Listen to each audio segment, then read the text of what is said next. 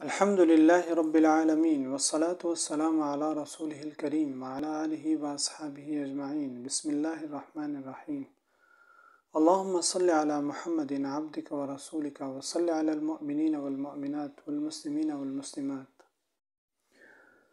اس کتابوں میں یہ حدیث مذکور ہے کہ آپ صلی اللہ علیہ وسلم نے ارشاد فرمایا، جس کے مفہوم ہے کہ جو بندہ مجھ پر درود شریف پڑھتا ہے وہ درود شریف اس پڑھنے والے کے دل کو نفاق سے یوں پاک کر دیتا ہے جیسے پانی کپڑے کو پاک کر دیتا ہے۔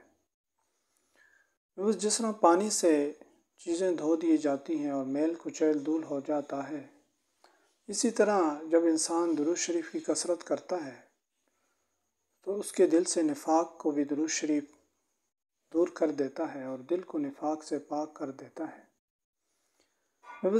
درود شریف کی برکات سے جہاں اور بیماریاں دور ہوتی ہیں روحانی، وہاں نفاق کی بیماری بھی درود شریف کی برکت سے دور ہو جاتی ہے۔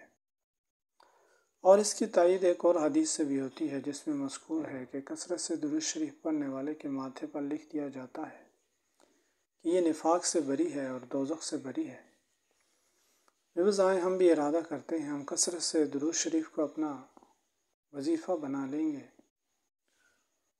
اور اس کو زیادہ سے زیادہ اپنے فارغ اوقات میں اس کا ورد کریں گے۔ آپ جتنا زیادہ درود شریف پڑھیں گے، آپ کے دل کی تمنائیں اور آرزوئیں اس کی برکت سے پوری ہوں گی، اور دنیا بھی بنے گی اور آخرت بھی اس کی برکت سے بن جائے گی، اور دل کی جو روحانی بیماریاں ہیں وہ دور ہو جائیں گی۔ جب انسان کی دل کی بیماریاں دور ہوتی ہیں تو دل پرسکون ہو جاتا ہے، اور جب دل انسان کا پرسکون ہوتا ہے تو اس کا جسم بھی پرسکون ہو جاتا ہے۔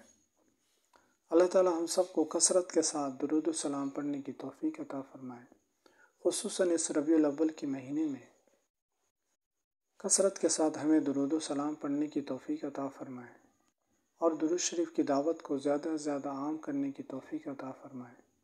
السلام علیکم ورحمۃ اللہ وبرکاتہ۔